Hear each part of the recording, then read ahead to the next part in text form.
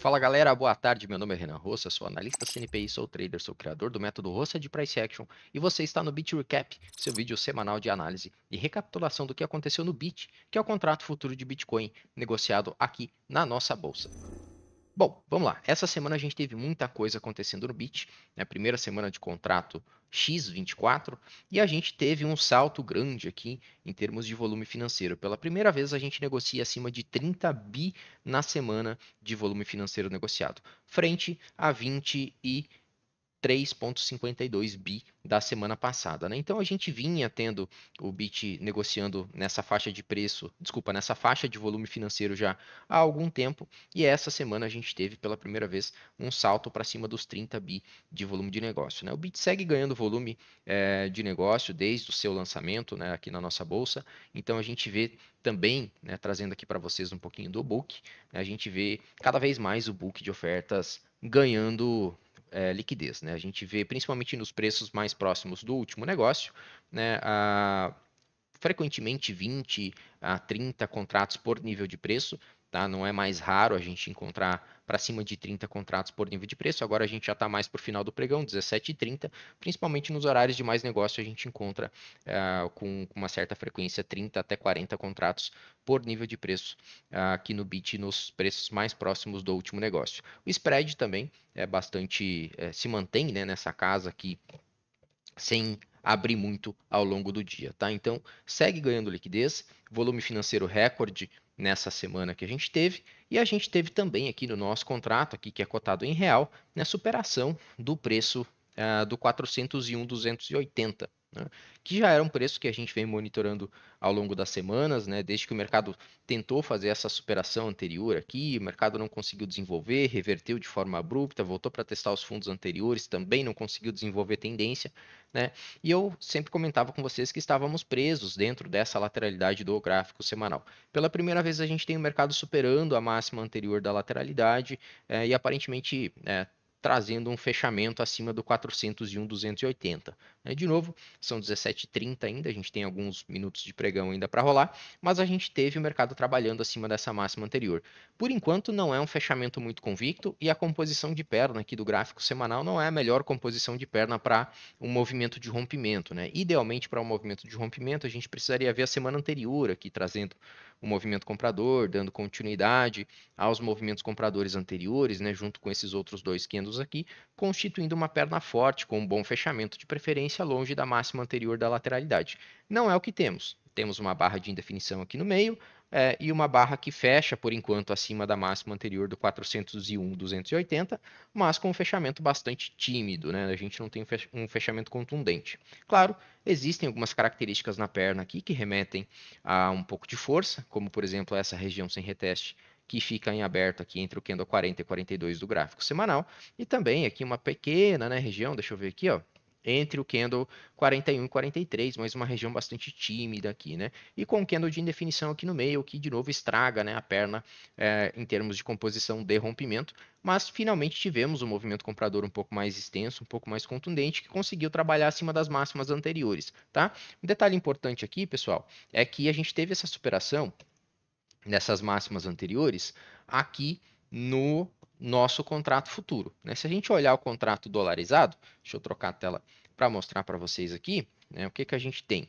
Olhando para o Nasdaq Bitcoin Reference Price, que é o índice de referência do nosso contrato, né, aqui, ó, a gente teve o preço chegando próximo da máxima anterior aqui de março de 2024, né? Aqui nessa máxima a gente teve a marcação de 73.808,39, cotada em dólar, né? E aqui, agora nessa última semana, a gente tem uma máxima de 73.512, tá? Então, uma máxima levemente mais baixa, né, do que a máxima anterior, e também um candle de indefinição, né? Quando a gente olha a composição da perna aqui, muito parecido com o que a gente tem no nosso contrato futuro aqui na B3, né? E, apesar disso, né, aqui, cotado em real, a gente tem a superação do 401,280, que é um preço marcado anteriormente como uma máxima, né? Lembrando também, claro, que eu olho o Bitfoot sem o ajuste de virada de contratos, tá? Para que eu possa ver os preços que realmente foram negociados anteriormente nos contratos passados, tá? Aqui, claro, se eu ativar o ajuste de virada de contratos, a gente vai ter o ajuste de preços anteriores após o lançamento do contrato do BIT para a gente aqui na B3, tá? Então eu olho sem o ajuste de virada de contratos, o gráfico fica levemente diferente no que tange os preços após o lançamento do contrato aqui na nossa bolsa. O que tem para trás aqui nada mais são do que os preços que foram negociados no índice de referência do nosso contrato, que é o Nasdaq Bitcoin Reference Price, tá certo?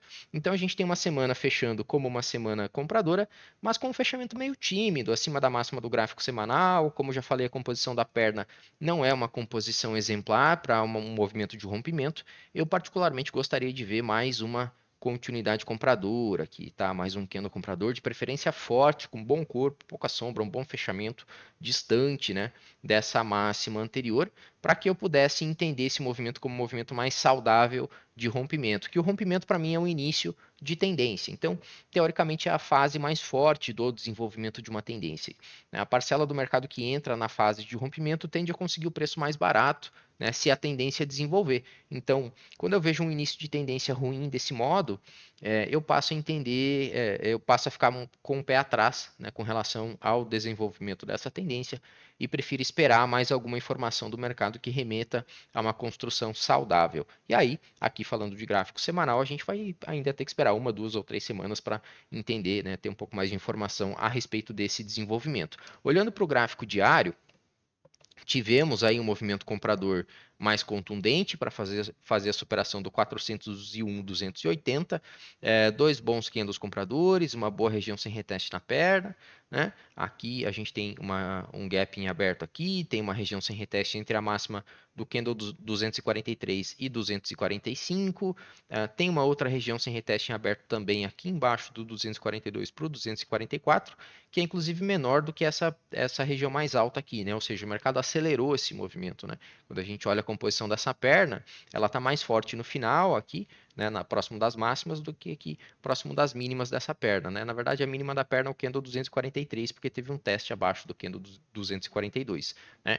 Então aqui a gente tem essa última perna compradora, né? E agora estamos no movimento vendedor, o movimento de correção dessa perna compradora, tá? O movimento de correção que traz um candle vendedor no primeiro teste abaixo de barras anteriores com um fechamento contundente, né? Então não é lá tão interessante isso aqui numa primeira correção após rompimento, né? Se a gente for olhar aqui, essa região sem reteste que ficava em aberto para esses dois candles aqui, ó, vamos traçar uma terceira região aqui, ó, vou botar essa aqui de rosa, ó. Essa região aqui ela já foi fechada pelo candle da correção do 247 e do candle de hoje, né? Então, não tem lá uma condição de movimento tão interessante também em termos de desenvolvimento de tendência, esse movimento do gráfico diário. Quando a gente mede correção, já temos correção para 50%. Eu particularmente gosto de ver correções curtas e rasas após bons rompimentos, né? Então, por exemplo, se tivéssemos aqui, vamos apagar esses candles aqui, né? Se tivéssemos uma correção onde o mercado faria algo mais ou menos assim, ó, talvez um candle vendedor aqui com uma sombra pequena e aí de repente já uma retomada, de preferência uma retomada que já consegue ganhar as máximas. Para mim isso aqui é o ideal de correção em um movimento de rompimento saudável, né? Ou seja, a gente teria a fase de rompimento sendo composta por esses candles aqui até esse aqui e a partir desse aqui já teríamos um canal de correções curtas e rasas com uma retomada acima da máxima anterior. Esse é o cenário ideal de um canal curto e raso, mas não é o que temos também. Temos um candle vendedor trazendo a ideia de alguma característica de força, né, próximo da região já de 50%, coisa que num canal curto e raso com deslocamento não acontece. E aqui o mercado já consegue no último pregão agora fechar essa região, possível região sem reteste, né, entre mínimas do candle 246 e o candle aqui que está sendo formado. Então, pelo gráfico semanal, a gente já tem um fechamento um pouco suspeito, não é um fechamento contundente como a gente gostaria. No gráfico diário, também já temos uma correção um pouco pesada demais. Claro, ainda não perdeu a correção de 50%, que para mim é o ponto mais importante de correção de uma perna de tendência. né, porque é o ponto onde a gente tem um equilíbrio em tamanho, né, de risco para compradores e vendedores entre começo e final da perna da última impulsão, então 50% para mim é um ponto bastante relevante, mas eu não gostaria de ver o mercado chegar próximo desse ponto já, né, ou seja, o mercado já espera desconto para voltar a comprar esse ativo, se é que ele vai voltar de fato a comprar esse ativo, né? Geralmente aqui eu gosto de ver uma primeira tentativa de retomada e depois, quem sabe, uma segunda perna de correção mais fraca do que essa primeira, para considerar fazer compras próximas da correção aqui de 50% desse movimento, tá? Talvez esse seja um cenário para a gente aguardar na semana que vem, e se o mercado porventura construir essa segunda perna de uma maneira mais fraca do que a primeira, né, aí a gente poderia considerar isso aqui ainda uma tendência saudável em um canal complexo, apesar de que, de novo, né, o ideal não é esse tipo de canal, né? O ideal é aquele tipo de canal que eu desenhei antes, né? Fazendo a correção curta e rasa e uma boa retomada após um rompimento, tá? Mas ainda assim seria um cenário onde a gente poderia considerar o mercado, sim, né, nesse desenho aqui como uma tendência de alta. A gente só tem que esperar para ver se o mercado vai compor as pernas, né, que satisfazem as premissas de um canal dessa característica aqui. Se for o caso, até daria para operar esse mercado aqui como uma tendência de alta. Por outro lado, se o mercado perde esse ponto de correção aqui na semana que vem, de repente com algum pregão vendedor muito forte, ou se ele abre num gap de baixa, já perdendo esse ponto de correção, eu passo a considerar isso aqui já como um mercado de canal profundo de alta, né? Ou seja, aqueles canais que a gente já tem, né, as linhas de canal bastante afastadas, bem pouco inclinadas, se é que isso aqui ainda poderia ser considerado uma tendência, porque esse movimento aqui seria talvez um movimento de interrupção da tendência de alta, trazendo o mercado de novo para baixo da região do 401,280, que ainda segue sendo um ponto relevante para a gente, porque ele pode acabar sendo testado nessa correção. E se o mercado voltar a trabalhar para baixo desse ponto, né, olhando pela perspectiva do tempo gráfico maior, muito provavelmente isso vai ser uma falha de rompimento acima das máximas, ou seja, não é um bom início de tendência, talvez seja até melhor operar, para quem quiser operar, né, tentando pegar uma reversão do movimento, não necessariamente, né, no ato do fechamento de um candle como esse aqui, né, mas trazendo a ideia de que talvez seja melhor operar reversões em um mercado lateral, né, se esse for o caso, tá certo? Dado que a gente não tem uma boa composição de um rompimento no gráfico semanal, se na semana que vem de repente a gente tem um fechamento vendedor assim, né, aí eu passaria até mesmo a considerar, se eu fosse operar na venda, um teste das máximas para tentar pegar uma reversão do movimento. Lembrando que reversão, para mim, é sempre trade de baixa probabilidade, né? Então, não é o melhor dos cenários para a gente buscar uma operação, tá? Mas, de fato, a gente não teria um bom início de tendência se acontecesse, né, uma reação vendedora forte depois, né, dessa superação da máxima do 401,280. A gente já tem esse candle anterior vermelho fechado aqui, né, fechando a região sem reteste, que já não é ideal. A gente já tem o mercado voltando para o ponto de correção de 50%. Então vejam, a gente tem várias características aqui acontecendo, né, no desenvolvimento desse movimento que remetem a um começo de tendência ruim, né? Vamos ver se o mercado se mantém acima dessa região rompida, se ele se mantém acima da correção de 50% do gráfico diário, e aí com um pouco mais de informação, quem sabe na semana que vem a gente consiga entender isso como uma correção complexa para de repente tentar operar ainda, ou ter perspectiva pelo menos de que o mercado ainda seja uma tendência de alta, tá? Mas é um começo de tendência bastante conturbado na minha visão, tá? Olhando para um tempo gráfico menor, 60 minutos, a gente teve um movimento vendedor para fazer a correção do gráfico diário, né? E no começo desse último pregão a gente teve interrupção do movimento vendedor. Então, 60 minutos para mim já é uma lateralidade aqui entre essas duas regiões, tá?